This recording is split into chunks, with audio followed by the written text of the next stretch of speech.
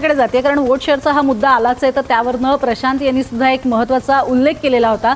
प्रशांत, तुम्ही असं म्हणाला होतात की आपचे आणि काँग्रेसचे हे दोघांचेही जर मतदार आपण पाहिले तर त्यांच्यात फार काही फरक नाहीये आणि आता आपण जर बघितलं तर जी काही ज्या पद्धतीचे कल आता हाती येऊ लागलेले आहेत त्या कलांमधून सुद्धा दिसतंय आप 22 काँग्रेस एका जागेवरती आघाडीवरती आहे। अर्थात हे कल आहेत, हे काही निकाल नाहीयेत, मात्र या कलातनंही हे स्पष्ट होतच आहे की काँग्रेसचा जो वर्ग आहे, जो त्यांचा हक्काचा मतदार होता, तो आपकडे खेचला गेला आणि त्यापेक्षाही जास्त भाजपकडे जाणारा सुद्धा जो काही वर्ग असेल तोही आपनं खेचण्यात यश मिळवलं होतं।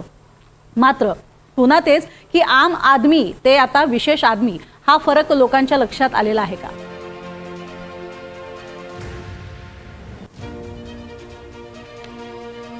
तुमचा माईक म्यूट आहे। आम आदमी ते विशेष आदमी हा जो प्रवास आहे अरविंद केजरीवाल यांचा, याच्यावर खूप चर्चा झाली। अत्यंत चवीनं हा विषय सर्व पक्षीयांनी चघळला।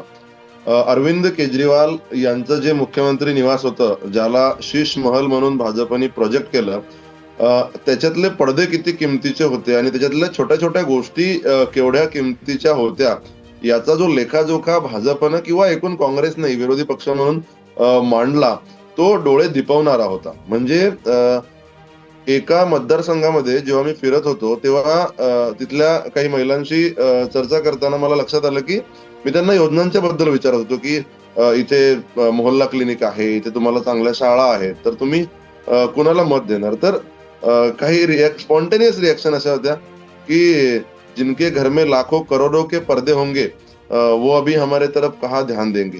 म्हणजे शीश महल हा जो मुद्दा होता हा केवळ पॉलिटिकल इन्फ्लुएन्स साठी किंवा टीका टिप्पणीसाठी नव्हता, तर तो खाली मतदारापर्यंत काही अंशी रुजवण्यात भाजपला यश आलं होतं। मतदानाच्या टक्केवारीचा विचार आपण जर केला तर आता अरविंद केजरीवाल जर समजा नवी दिल्लीतनं पिछाडीवर आहेत, तर ते का पिछाडीवर आहेत त्यातलं एक महत्वाचं कारण संदीप दीक्षित असू शकणार आहे आणि अतिशी या त्यांच्या कालकाजी मतदारसंघातनं जर पिछाडीवर असतील तर त्यांचं एक महत्वाचं कारण हे अलका लांबा म्हणजे काँग्रेसच्या ज्या उमेदवार आहेत त्या असणार आहेत। आता काँग्रेस नी शीला दीक्षित यांच्याबद्दलचं जे मार्केटिंग केलं ते लोकांना अपील झालं, हेही दिल्ली विधानसभा निवडणुकीत दिसलं।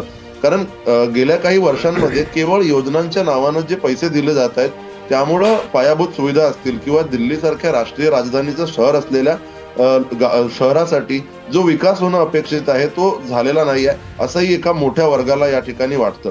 इथे आपण जर मतदारांचे जर थेट दोन भाग केले तर एक योजनांचा लाभ घेणारा आणि योजनांचा लाभ न घेता किंवा त्या सगळ्या गोष्टींमध्ये एक म्हणजे चांगली इन्कम असणारा जो योजनांच्या घटकात बसत नाही, तो देखील एक वर्ग आहे आणि त्या वर्गाला सातत्याने असं वाटतंय की दिल्लीतले रस्ते, दिल्लीतली वेगवेगळी स्मारकं, दिल्लीतले फ्लायओव्हर्स हे 15 वर्षांपूर्वी जसे होते तसेच आज आहेत। दिल्लीच्या मेट्रोचा आपण जर विचार केला तर मेट्रो ही कासवाच्या गतीनं वाढतीये।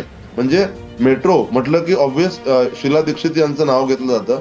अरविंद केजरीवाल मेट्रो सोबत स्वतःला जरी प्रोजेक्ट करत असले तरी इथला जो स्थानिक दिल्लीकर नागरिक आहे त्यांना असं वाटतं की मेट्रो सारख्या ज्या पायाभूत सुविधा आहेत त्याचं जे वेगानं डेव्हलपमेंट शीला दीक्षित यांच्या काळात झालं ते अरविंद केजरीवाल यांच्या काळात होऊ शकलेलं नाहीये। त्याच्यामुळं शीश महल असेल, त्याच्यानंतर एका मागून एक म्हणजे एखादा नेता जेलमध्ये जाणं ठीक आहे, मात्र आपण एखाद्या मूवीची स्टारकास्ट जशी म्हणतो तशी या पक्षाची सगळी प्रमुख फळी म्हणजे आता थोड्या काळानंतर निवडणुका जर झाल्या असत्या तर अतिशी देखील जेलमध्ये असत्या का, असा देखील एक प्रश्न दिल्लीत चर्चेला होता।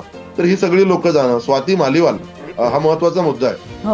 म्हणजे 4 दिवसांपूर्वी जेव्हा दिल्लीमध्ये आचारसंहिता लागू आहे तेव्हा आम आदमी पक्षाचेच खासदार असलेल्या स्वाती मालिवाल यांनी अरविंद केजरीवाल यांच्या घरासमोर आणून कचरा फेकणं आणि कशासाठी तर की तुम्ही केवळ ल्युटन्स दिल्ली जी आहे ती लोकांना दाखवता, मात्र उर्वरित दिल्लीमध्ये जो भाग आहे तो तुम्ही दाखवत नाही। स्वाती मालिवाल आपल्याला माहिती आहे की अरविंद केजरीवाल यांचे पीए विभव कुमार यांनी मारहाण केल्या प्रकरणी त्या चर्चेत आल्या होत्या आणि पक्षात राहूनच त्यांनी आम आदमी पक्षावर गंभीर आरोप केले, मात्र त्यांच्यावर पक्षाने आतापर्यंत कुठलीही कारवाई केली नव्हती।